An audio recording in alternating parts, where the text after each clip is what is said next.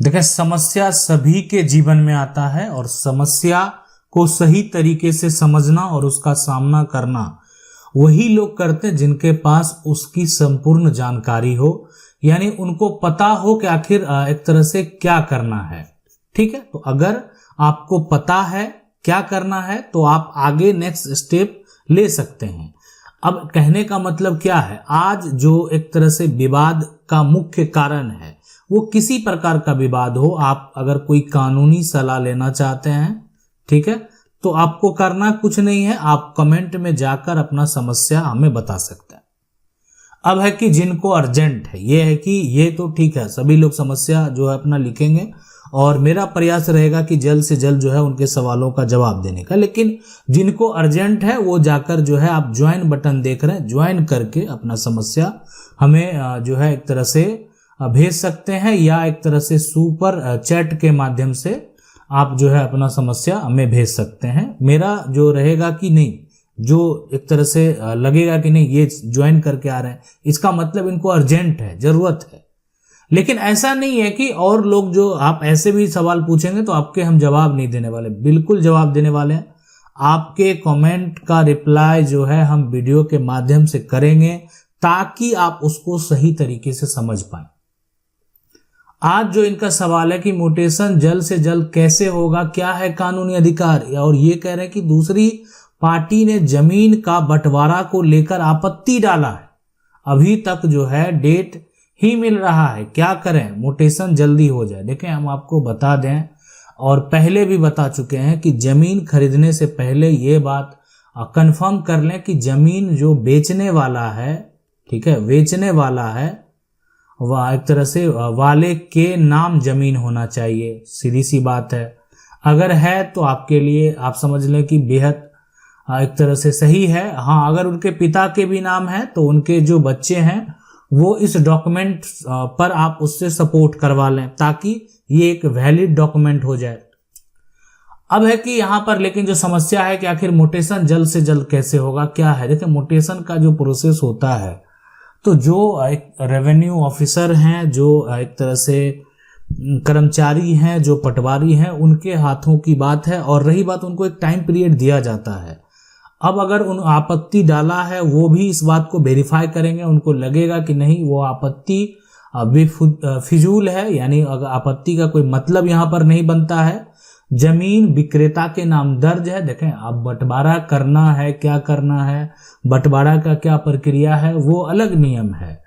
अभी फिलहाल म्यूटेशन के लिए अगर कोई डॉक्यूमेंट अप्लाई हुआ है तो क्या विक्रेता के नाम जमीन है या नहीं है।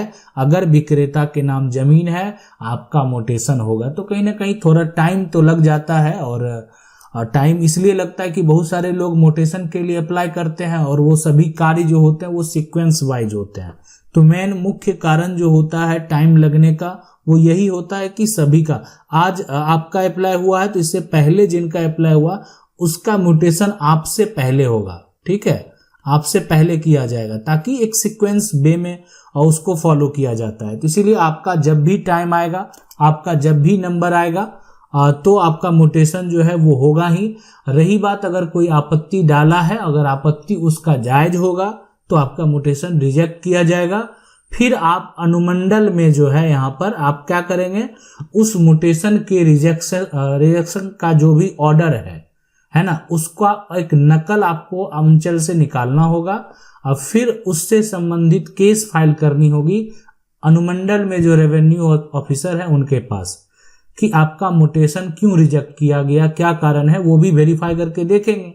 आखिर आपने जमीन खरीदी तो आपको तो म्यूटेशन होना चाहिए। तो इसलिए आगे का प्रक्रिया वो तो बाद की बात है, लेकिन रिजेक्शन के बाद की बात है। यहाँ पर अगर कोई भी समस्या नहीं है तो आपका म्यूटेशन रिजेक्ट नहीं होगा। रही बात टाइम का, तो ठीक है, डेट मिल रहा है, लेकिन एक टाइम में जो है आपका म्यूटेशन हो जाएगा अगर आपका डॉक्यूमेंट सही है। तो अगर आपका भी समस्या है, आप देख रहे हैं, तो आप जाइए और जो है आप यहाँ पर सवाल जो है वो पूछ सकते हैं। और यहाँ पर कह रहा है कि क्या है गैर आबाद की जमीन, क्या आपके पास भी है गैर आबाद वाली जमीन।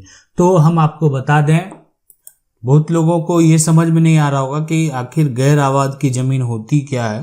तो वो भी हम बताएंगे। और यहाँ पर देखें, ये कह रहे कि मेरी जमीन पंजी 2 में रजिस्टर्ड है और जमीन का पुराना खतियान के हिसाब से वो जमीन गैर आबाद है, लेकिन मुझे क्या खतियान नंबर भी मिला हुआ है, सारा पेपर ऑनलाइन भी है, तो क्या ये जमीन जो है सरकारी है? क्योंकि जब मैंने इस जमीन को बेचने जा रहा हूं तो अंचल का कर्मचारी इस जमीन को गैर आबाद बता रहा। देखें, अगर इस तरह का कोई भी किसी के खतियान में अगर जमीन जो है वो दर्ज है, तो इस तरह का जो भूमि होता है, होता क्या है? सबसे पहले ये एक वीरान टाइप की भूमि है। ये आप कह सकते हैं कि ये खंडर जो है यहाँ पर टाइप की भूमि है। इसको कह सकते हैं कि ये एक प्रकार का परती है। अब ये किसी के अगर खतियान में दर्ज भी हो गया, अब कहीं पर वो आपके बगल का है, ठीक है, किसी के खतियान में दर्ज भी हो गया, तो इसका मतलब ये नहीं। बहुत जगह ऐसे जो है एक तरह से जिला अधिकारी के द्वारा जमाबंदी को जो है रद्द कर दिया गया। बाद में जो है सरकार के द्वारा ये कहा गया कि यहाँ पर जमाबंदी रद्द करना गलत है। बहुत जगह इसकी खरीद बिक्री भी की गई है और साथ में गैरकानूनी तरीके से उसका म्यूटेशन भी कायम कर दिया गया है। तो सबसे पहले देखें, अगर आपका यहाँ पर दर्ज है, पुराना खतियान का जो रिकॉर्ड क्या कहता है वो मायने रखता है। पुराना खतियान में अगर वो आपकी जमीन निजी है, रैयती है, तो उस केस में आपको कोई दिक्कत नहीं होने वाला है। और नया खतियान में अगर वो जमीन जो है, अगर कोई गलती के चलते जो पुराना है उससे अगर अलग हो गया है, तो उसका सुधार भी आप करवा सकते हैं।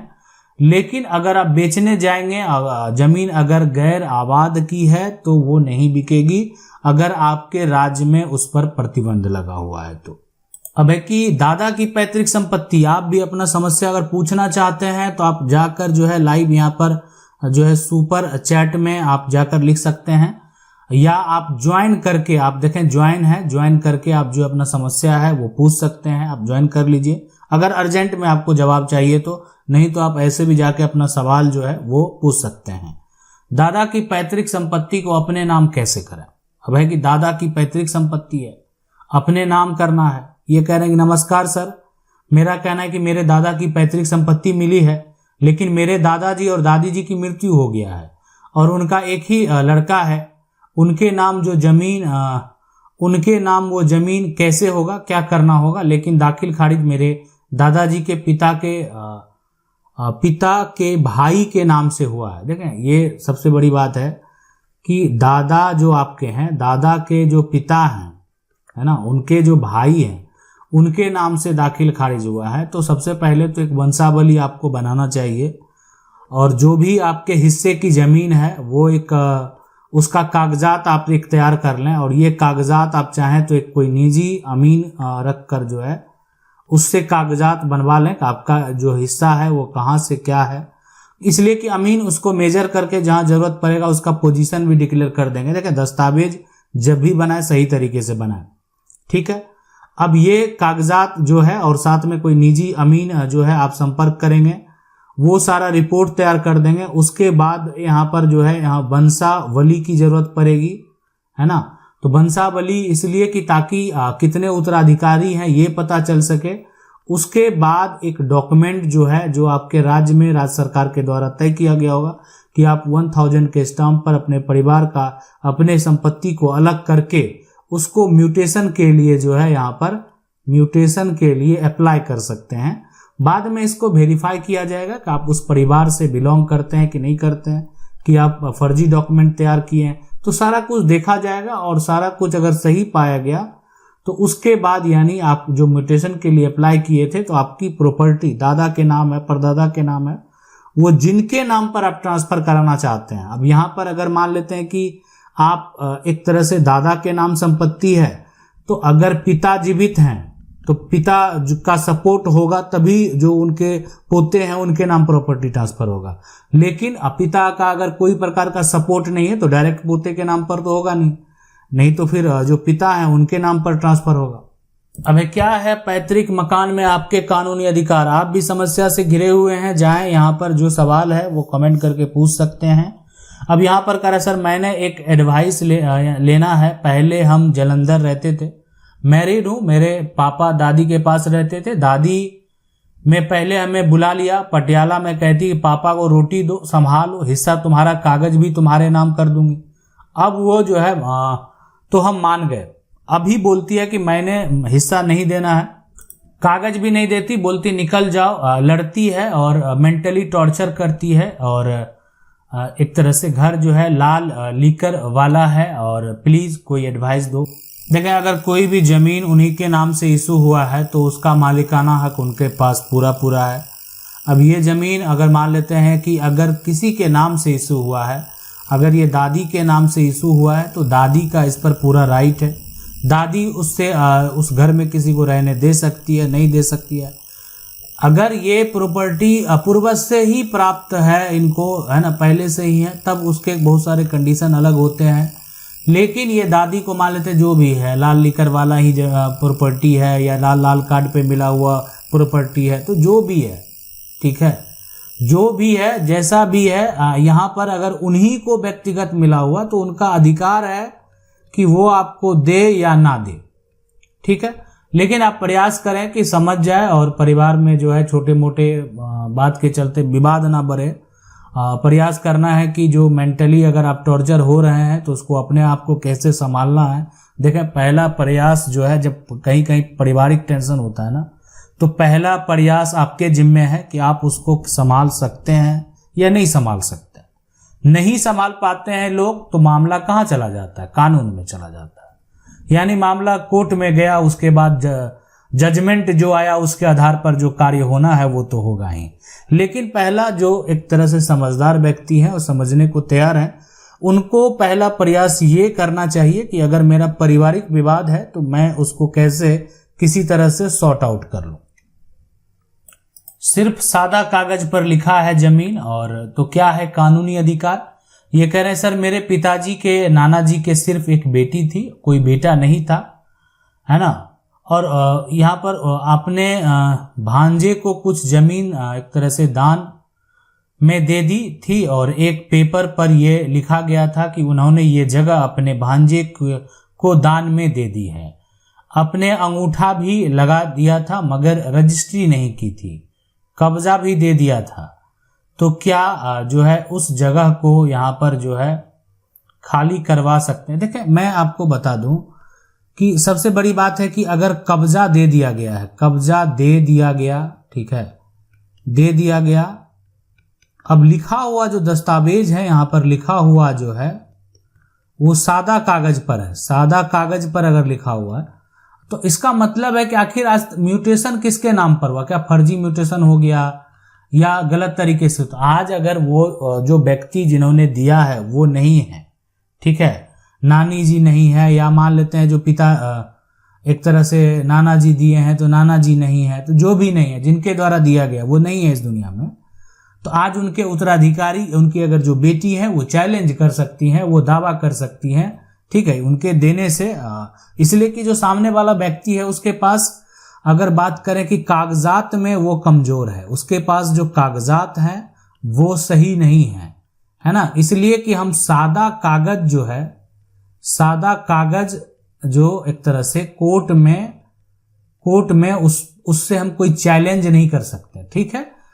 उस पर जो है एक तरह से क्रॉस किया जा सकता है, उस पर दावा किया जा सकता है, उसको प्रस्तुत किया जा सकता है। लेकिन आप एक तरह से सादा कागज जो है उसको अगर आप कोर्ट में लेकर जाएंगे तो उससे आपका एक दावा ये कोई जरूरी नहीं है कि सही ही साबित हो।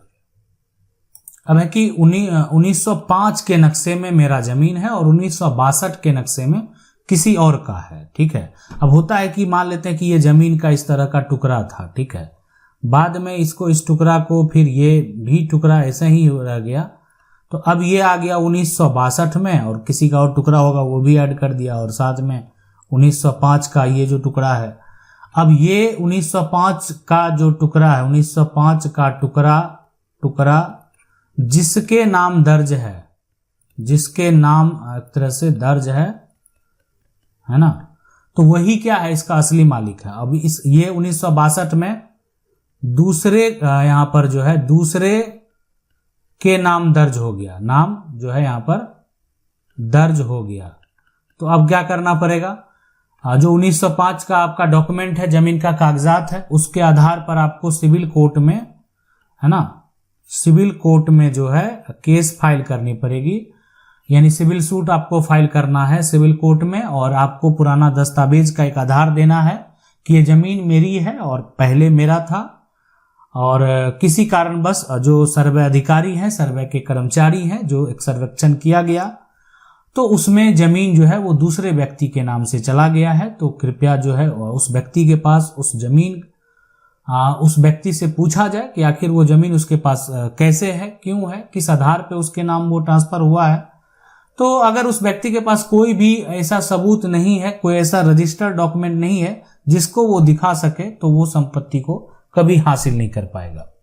अब है कि दाखिल खारिज रिजेक्ट होने की असली वजह क्या है। देखें, दाखिल खारिज जो है वो रिजेक्ट होने का जो वजह है वो समझना जानना भी बेहद जरूरी है। ये कह रहे सर जी मैं बिहार से हूँ, मेरा दाखिल खारिज रिजेक्ट हो गया क्योंकि जो है सिकमी खाता है, जबकि उसी जमीन का कुछ हिस्सा दूसरा आदमी लिया है, वो दाखिल खारिज जो है यहाँ पर करा चुका है, जबकि जमाबंदी विक्रेता के दादाजी के नाम से है और रसीद भी 2014 में कटवाया है, तो उसका एक आप दे सकते हैं, है ना। किसी का अगर उसी जमीन का जो है रसीद कट रहा है, उसके लिए आप बता सकते हैं उनको कि आखिर आपका दाखिल खारिज क्यों रिजेक्ट किया गया।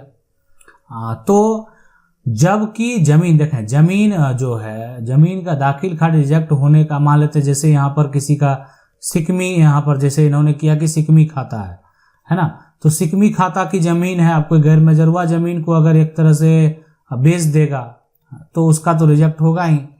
कोई जमीन अगर एक तरह से परिवार में विवाद हो गया, परिवार में एक तरह से विवाद है, तो दाखिल खारिज रिजेक्ट होगा। पहले से अगर जमीन पर केस चल रहा है ना, तो दाखिल खारिज रिजेक्ट होगा। तो ये सारा प्रक्रिया है जिसके तहत जो है अगर आपकी गलती है तो दाखिल खारिज जो है वो रिजेक्ट हो जाएगा, ठीक है। अब बैनामा में गलत जानकारी देना क्या अपराध होगा। देखें, बैनामा लिखने समय तो उसमें साफ साफ लिखा जाता है कि यहाँ पर जो है ये जमीन में किसी प्रकार की कोई भी समस्या नहीं है। तो गलत जानकारी कहीं भी अगर किसी विभाग में आप गलत जानकारी दे देते हैं, ठीक है, गलत जानकारी जो है यहाँ पर अगर दे देते हैं तो ये तो बिल्कुल अपराध है ही। आप यहाँ अगर बैनामा में ये लिखा है कि कोई जमीन पर कोई विवाद नहीं है जबकि कोर्ट में है, तो बैनामा कैंसिल हो जाना चाहिए। देखें, कैंसिल हो चाहे नहीं वो बात की बात है, लेकिन ये देना गलत है, बेचना गलत है। और बाद में कोर्ट का अगर जजमेंट आपके अगेंस्ट आ गया तो जिस दिन कोर्ट का फैसला आ गया उस दिन ही आपका डॉक्यूमेंट का मान्यता जो है वो शून्य हो जाएगा, 0 हो जाएगा। मान्यता एक तरह से अगर देखा जाए तो मान्यता उसका खत्म हो जाएगा, इसलिए कि अब आपके अगेंस्ट फैसला आ चुका है। तो कहीं ना कहीं ये करना, धोखा करना 420 भी है।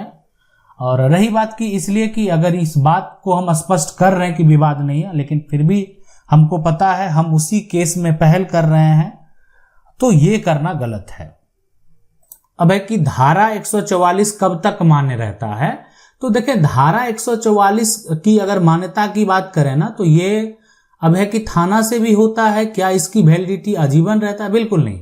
ये देखें, यहाँ पर 2 माह जो है, या जरूरत पड़ने पर उससे अधिक बढ़ाया भी जा सकता है। 2 माह यानी के अंदर ये जो है आपका खत्म हो जाता है। और ये एक तरह से धारा 144 जो अगर आप पुलिस थाना में किसी के खिलाफ FIR करेंगे, लगेगा कि सिचुएशन जो है शांति भंग होने की कोई आशंका है, तो धारा 144 भी लगा दिया जाता है। अगर आप जो है एक तरह से SDM या SDO के पास भी केस फाइल करते हैं तो वहां से भी धारा 144 और साथ में पुलिस इंक्वायरी के बाद धारा 107, अगर मारपीट लगता है कि मारपीट भी हो सकता है या मारपीट किया गया है ना, तो उस पे धारा 107 भी लगा दिया जाता है। तो इससे जो है यानी आपको अपना पक्ष रखना है, आप अपने जगह पर सही हैं, इसका उल्लंघन कभी नहीं करना चाहिए। जरूरत पड़ने पर इसकी वैलिडिटी बढ़ सकता है, वैसा सिचुएशन देखा जाएगा तो बढ़ाया जा सकता है, अन्यथा इसका जो है फिर धारा 144 के बाद की जो एक तरह से धारा है उस पर कार्रवाई की जाती है। आशा करते हैं वीडियो अच्छा लगा होगा। वीडियो को लाइक जरूर कर दें। चैनल को अगर पहली बार देख रहे हैं तो सब्सक्राइब करके जो बेल आइकन है उसको जरूर दबा लें। मिलते हैं अगले वीडियो में, तब तक के लिए जय हिंद।